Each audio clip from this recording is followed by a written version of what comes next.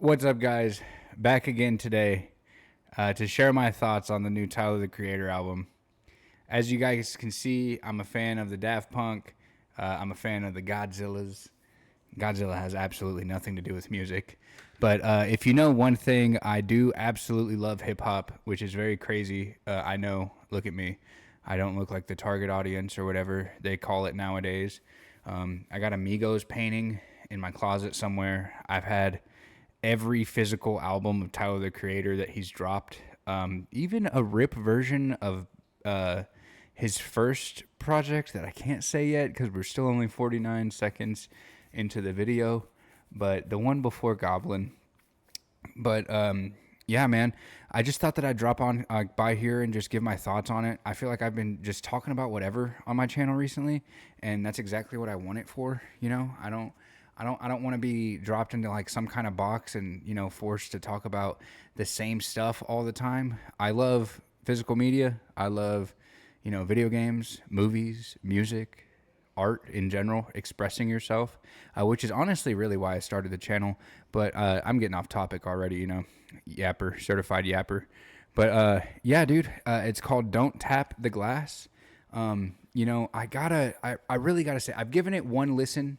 I gave it one listen all the way through, not in order. Unfortunately, I typically try to do these things where I listen to them in order and then reverse order and then once on shuffle. But unfortunately, I was in a rush. I had some issues with my phone this morning. It was giving me a whole bunch of trouble trying to play my music and stuff on my car ride to work today. But yeah, like first stop. He dropped it on a Monday.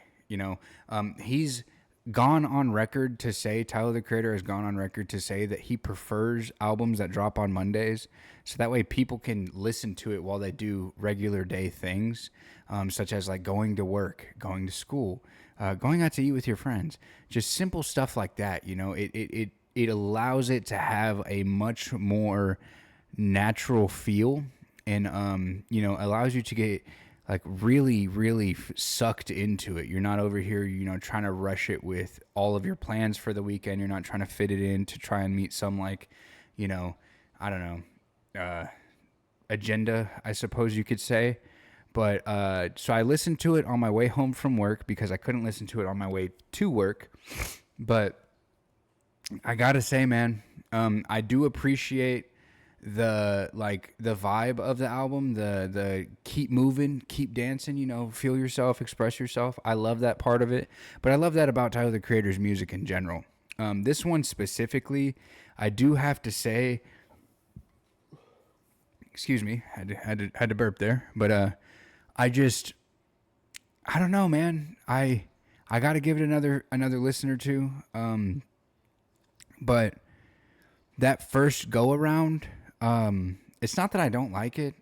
It's that I really feel like it's not for me. I'm 26 years old. I can't just go out and go crazy, go buck wild nonstop anymore. As much as I really wish I could.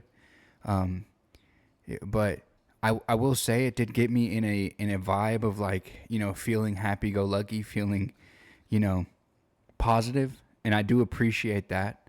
And then honestly, my favorite part, and this is where it kind of pays off to be a little bit of a unk now, if you will. But dude, the homage that he pays to like LL Cool J on that video he dropped this morning, the samples that he used from like Nuck If You Buck. I don't even know the songs that he used it on, just because, like I said, I only listened to it the one time, but I know that they're in the album.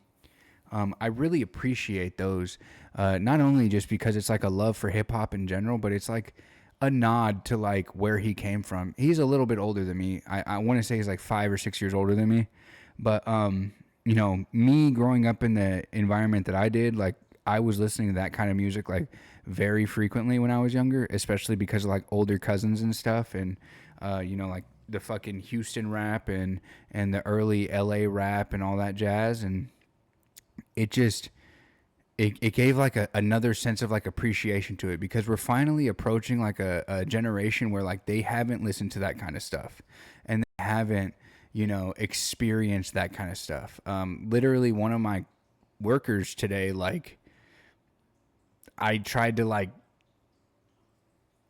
tell them about that because I was able to like listen to like a snippet of the song that sampled Nuck If You Buck this morning before I went to work. And I was like, oh, like that's like super neat. I bet that's above your head. Like you don't even know what that is. And I was 100% right. They didn't know what the hell that was. They absolutely thought that was like some sample that he created, a sound that he created, how he does with like all his different voices and his auto tune and like all that stuff that he does, with the, I don't even know like the real music terminology, but like how he sings and stuff and the different voices. Every rapper has their different voices. We all know that. But yeah, it kind of took me aback a little bit. I was like, bro, for real? You don't know what the hell Nuck If You Buck is? And you're from Texas, dog? Like, what's going on?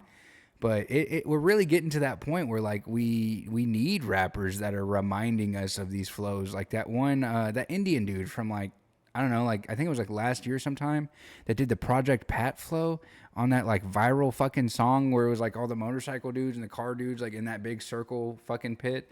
That shit was dope too. Like it really pays back to like the time whenever rap was like hated on a lot, like way too much, and they like all the white people and mass media just saw minorities as like the end all be all, like the world was shattering down, and it really isn't. It's just an expressive form of art. Or if you're Ben Shapiro, you think it's not music at all, but in reality it really is. If anything, it's the essence of what music really is. But I'm getting ahead of myself. One thing that I do have to say, I do have a small gripe, just a little one, just a little one, that I have noticed over the years with Tyler, the Creator projects. For reference, I've been a huge fan since Bastard. I can say it now, but I've had just about every physical album of his. I think the only one that I technically missed was Cherry Bomb, but I ended up getting it like 4 or 5 weeks after it dropped, back whenever I was in high school. They all have since been stolen from me after a tragic car break-in a few years ago. But yeah, I noticed that ever since Call Me If You Get Lost, he's kind of switched his, like, sorry, excuse the cat over there shouting and yapping. But he's kind of, I'll let him in the room in a second. You guys, y'all chill. Not that too many people are going to see this, but he'll get in the room, I promise.